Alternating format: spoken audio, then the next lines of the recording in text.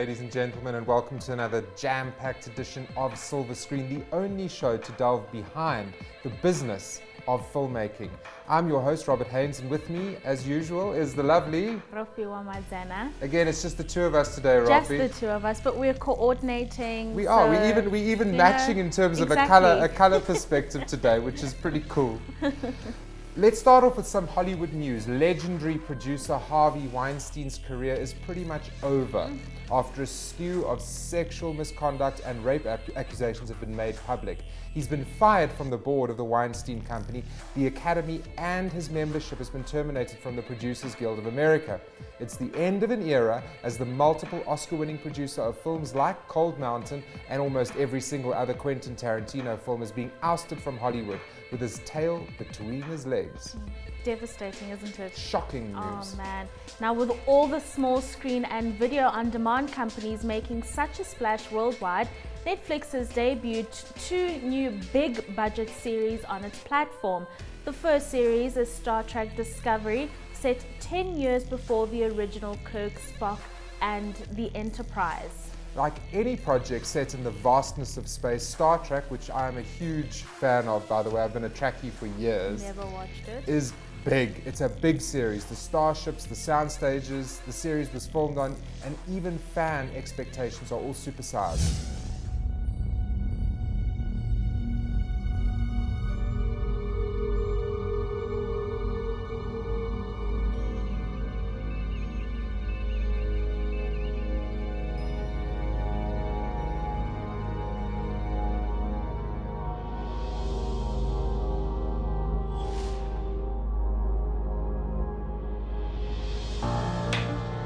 It feels incredibly surreal to step into the Star Trek universe. It's stepping into a legacy.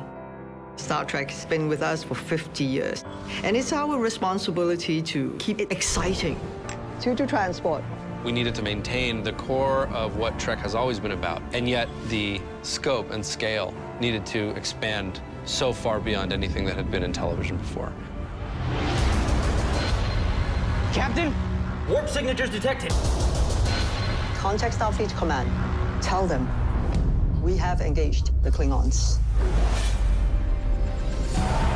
Star Trek Discovery takes place 10 years before the original show with Kirk and Spock. There's all of these opportunities to reveal things to fans. It lays the groundwork for a lot of the mythology. Ambassador Sarek, it is good to see you again. What have you done out there on the edge of Federation space? It's storytelling in Shakespearean proportions.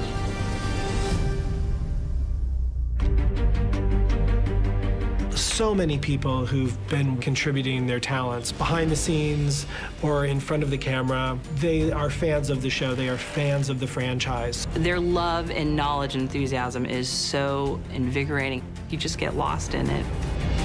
We have practical sets which are startling. It's art. It's magic. It's incredible what the production people have done. It's a beautiful, beautiful space, and it helps you when you're acting. My people were biologically determined to sense the coming of death. I sense it coming now. Most science fiction speaks to our fears. I've always loved Star Trek because it talks about who we aspire to be. Not just individually, but who do we want to be as human beings? At its core, it's really about cultures coming together, rising above differences, and achieving real peace. Starfleet will be challenged with their internal sense of what is right and what is wrong. Not all is as it seems. Discovery is a completely new way of telling a Star Trek story in a way that you might not expect. You should watch carefully. Starfleet doesn't fire first. I'm trying to save you. I'm trying to save all of you.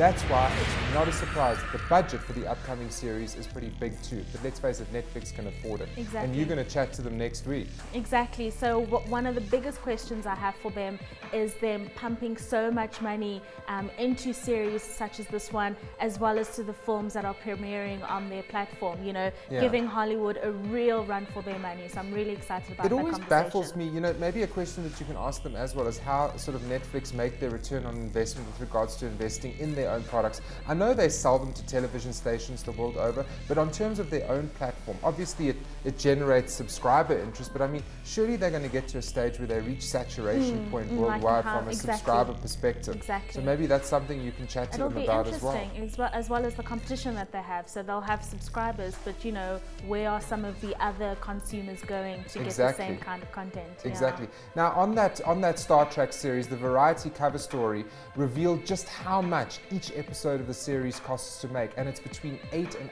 $8.5 million an episode, making the show one of the most expensive in television history. It's a massive budget to work with for a television show, and Michelle Yeoh, who plays Captain Philippa Georgiou in the series, said that the budget and scale of the project made the making of the pilot unlike anything she's ever seen in television.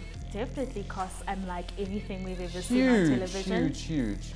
While other shows with similarly large budgets have proven successful, such as HBO's Westworld, Discovery is a risky venture for CBS.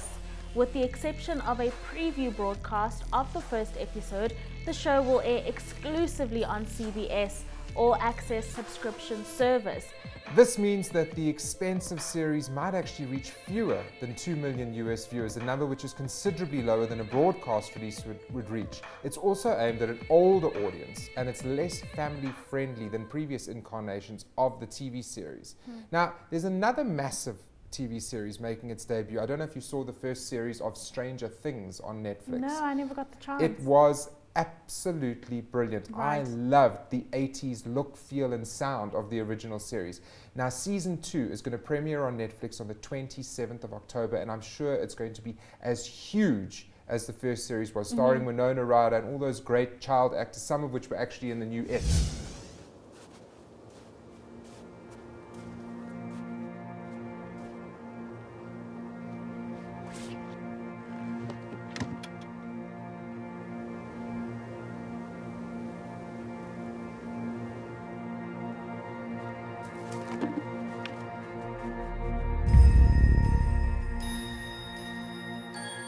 On Halloween night, Will saw a sort of shadow. Maybe all of this is happening for a reason.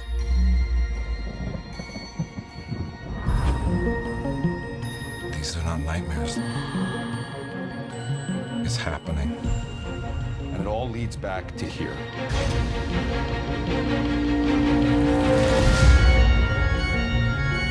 This thing. You said it was all in his head. And what have you done? Nothing. What is wrong with my boy? I don't understand. 11 would. She always did.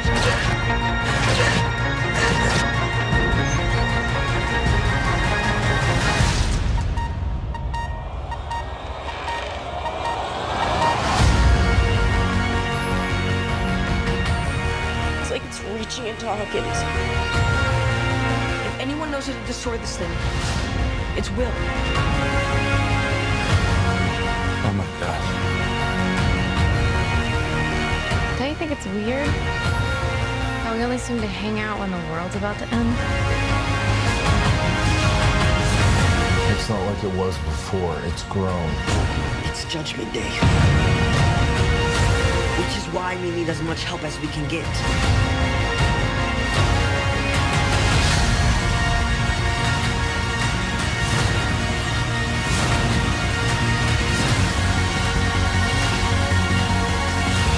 Is anyone there? Anyone! You should go now. It's almost here.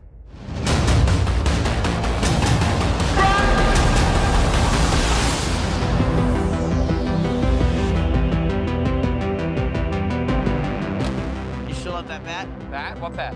One with the nails.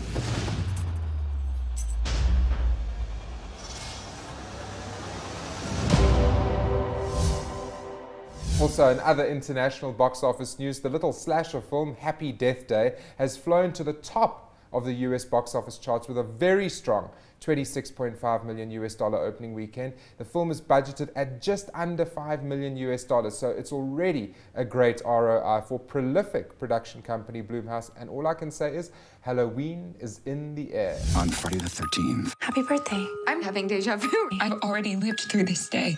Happy birthday. Somebody's gonna kill me tonight. Happy birthday. Happy Death Day. Rated PG-13. It's now time to take a look at what's been happening at the South African box office. First, in terms of new releases, is The Last Word with Shirley MacLaine and Amanda Seyfried. This is a small film which is surprisingly getting a theatrical release. Opening on 21 screens, The Last Word did fairly well with a respectable 210,000 Rand for a 10,000 Rand per screen average. Louis, no. You do not trim these hedges from top to bottom, but from bottom to top, as we've discussed. Many times. All right, I'll trim the bushes myself. Then you can cut the grass. You cut the grass yesterday. Yes. What can I do for you, Miss Lawler? I request a formal introduction. Come with me. Are you firing me? You should be so lucky. Miss Sherman, the thought of leaving my obituary to chance is completely unreasonable to me. Well, I am the obituary writer, so when the time comes, I will be writing your obituary. I want you to write it now. Huh. Here's the names of a few hundred people. My name is Anne Sherman. I'm from the Bristol Gazette. I'd like to talk to you about Harriet Lawler. Now, the deceased should be loved by their families. There's an ex-husband. He's a jackass. As I live and breathe. Well, from the looks of it, I'm not sure you do. The deceased must have touched someone's life. I hated her so much. If I want your opinion, I will give it to you. That's what she told me. I was her gynecologist. If there's just one thing you could say about her that's nice. If she were dead, that would be nice. How's that? Wow. She puts the bitch in obituary. How grossly I overestimated your talent as a writer. The problem isn't with my writing. That was just me writing about your life. My life is not over yet. You are going to help shape a legacy. This is what we have to find a youth to mold, and that will be the person whose life I touch. You got busted for drunk driving, didn't you? Excuse me? You're white and you're here. When I was a kid, I loved the radio. I'd like a job as a disc jockey. And what kind of music would you play? The right question would be, what would I play after I played the Kinks? And who is this? It's my intern. What up? Did I just lose my job to a 100-year-old woman? This is Harriet Lawler saying, please don't have a nice day. I don't know if I can write your obituary. I'm just not ready to close this chapter of my life. Have a day that matters. Have a day that's true. Punch it! Have a day that means something. Harriet, you're a piece of work. I am who I am. Now, another smaller film hitting our screens is Shot Caller. The prison set drama didn't exactly set the box office alight with its numbers, though, only managing to cobble together 226,000 off 34 screens for a rather weak screen average of 6,500 Rand per screen. It does look quite gritty, though. I saw the trailer. I kind of like these sort of prison set dramas, and we haven't seen one of those films in a while, but you know, it doesn't have much of a cast. It's got like a half name here and a half name there, so again, theatrically, not so much, maybe more video on demand, but yeah, we'll see what happens. Let's see what happens with that one. I honestly don't think that baseball constitutes a date night. But there are dugout club seats on that third base. Lights, it's romantic, and they're free, right? Yeah, that's right, partner. All right. I need the light!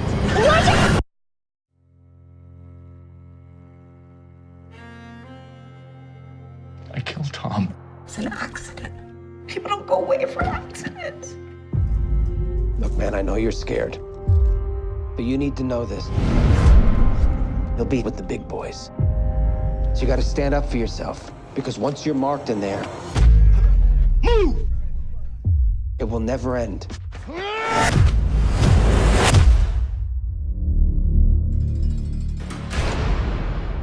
I'm not looking for trouble. The fact is, a place like this forces us to become warriors or victims. The only thing that matters is you getting home to your family in one piece. You'll get your hands dirty like the rest of us.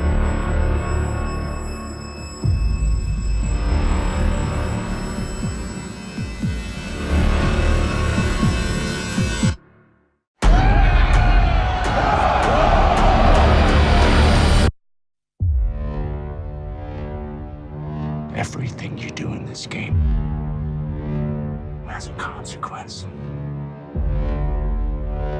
These cops think the more they lock us down and isolate us, it strips us of our power. They even think we're a dying breed. They're dead wrong. We got your rules and we got the gang's rules. And theirs matter. All I know is once the dude gets institutionalized, anything is possible. You're handling the deal for a heavy shipment of guns.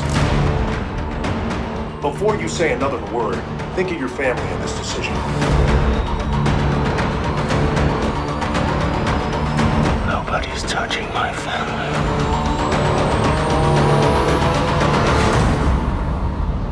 Unlocked, starring Naomi Rapace and Orlando Bloom, also staggered onto 32 screens for a reasonable 320,000 Rand off 32 screens.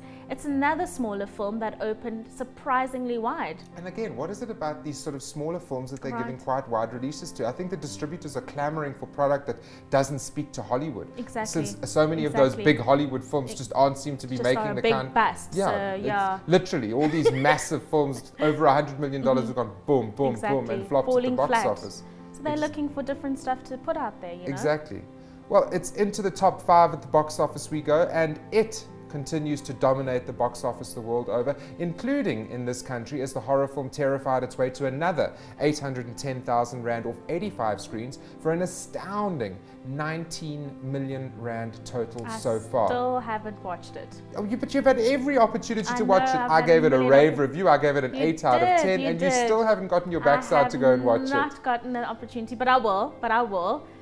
Just before Halloween, I must make a date. In fourth, another new thriller, Snowman with Michael Fassbender, scared 850,000 Rand or 57 screens for a strong screen average of 15 grand. Now, I saw the trailer to this and it looks kind of interesting and well. And again, the thriller, the sort of Silence of the Lambs, psycho thriller genre, Misery, seems to be making a little bit of a comeback, which I'm actually really happy about because it's been off our screens for so long, for at least 15, 16 years. It's great to see these kinds of films making a comeback. And also, again, adult-orientated films. Not a plethora of superheroes that seems to have been dominating. Surface level, shallow kind of content. Yeah. I'm also very excited about that. I must tell you, one of my favorite psycho thrillers was Misery. Oh, loved Misery. Absolutely. Remember the infamous. Exactly. Boom. Exactly. You know, and I haven't really seen anything as good since the Miseries and Silence of the Lambs. So I'm really, really excited to see how this is going to go.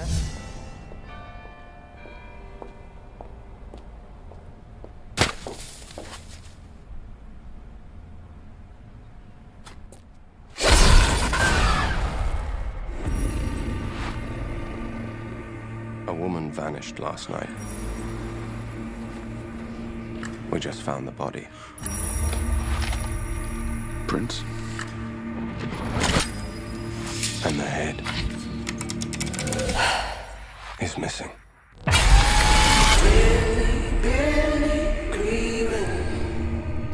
He calls himself the Snowman Killer. He's completely insane. Keep the front door open. I'm thinking that he's going after women that he disapproves of. What's that cheeky grinning? Come on down. The only thing we know for sure is that he's playing games with us.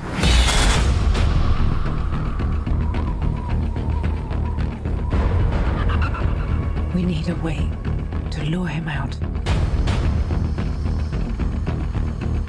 Be careful.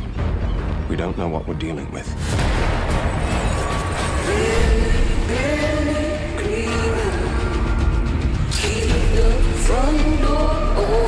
He's been watching us the whole time. Building snowmen, cutting things up into little pieces. He's taunting us. If we don't find him, this is never going to stop.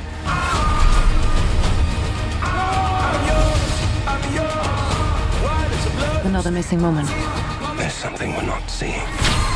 What matters most is that we celebrate the way this has brought us together. Anyone can see that he's trying to hide something. You can't force the pieces to fit. You could have saved them. No? Gave you all the clues.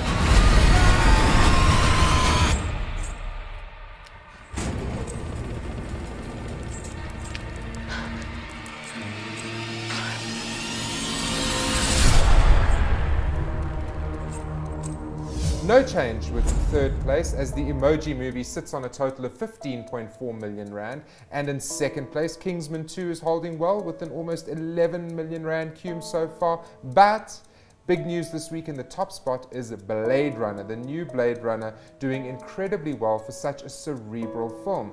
Running away with 4.3 million rand in just 2 weeks, it seems to be striking a chord with audiences worldwide. It's also great to see the original lead Harrison Ford back on screen again in a role which helped him become a screen icon. With very solid reviews, Blade Runner is sure to hold well in the weeks ahead. I'm really, really chuffed, you know, with seeing again, I don't know if it's a remake as much as it's a sequel, because the original was made in 1982, starring Harrison Ford, Sean Young, Daryl Hannah, Rutger Hauer, great cast, great cast, and it was directed by Ridley Scott. The new one is only EP'd by Ridley Scott, but it looks really, really, really interesting. It's 2:45. There's no one in the place except you and me.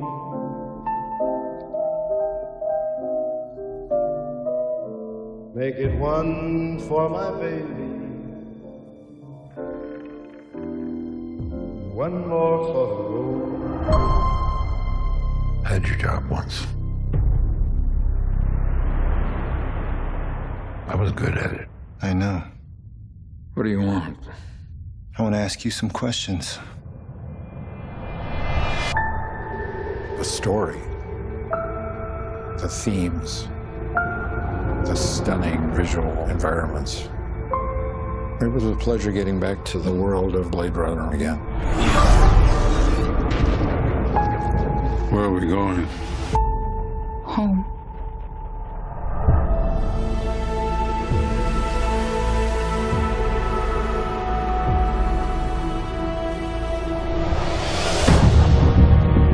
When I directed the original Blade Runner 35 years ago, I could never have imagined how iconic it would still be.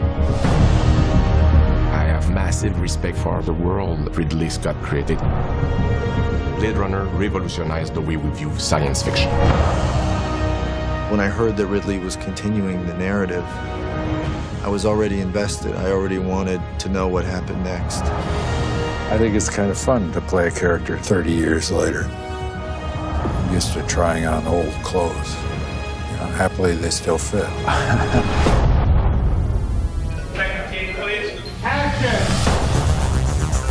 From the cinematography to the script to working with Denis and Ridley, Roger, Harrison, and Ryan, I just feel really lucky just to be on the team.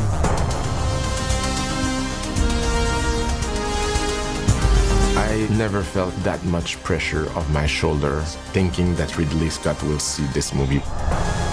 I've never worked on a film with so many sets and different lighting patterns. Technically, it's quite challenging. They created this incredible world where there was a living, breathing universe. Designing this was like walking on a knife's edge, riding the line between the original film and what we're doing now. It's not just a replica of the first film. We're marrying the familiar with slightly divergent in order to give ourselves an identity. We're trying to keep the visual effects very reality-based and grounded. People should look at it and go, wow, this is a beautiful shot. How did they get it?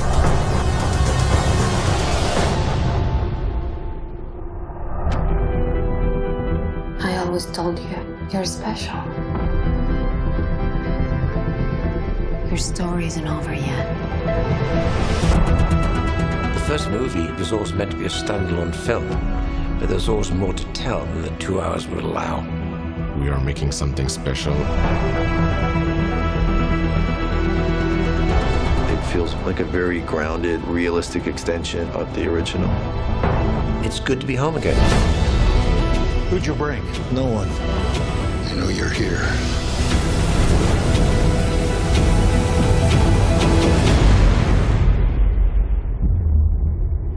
This is impossible.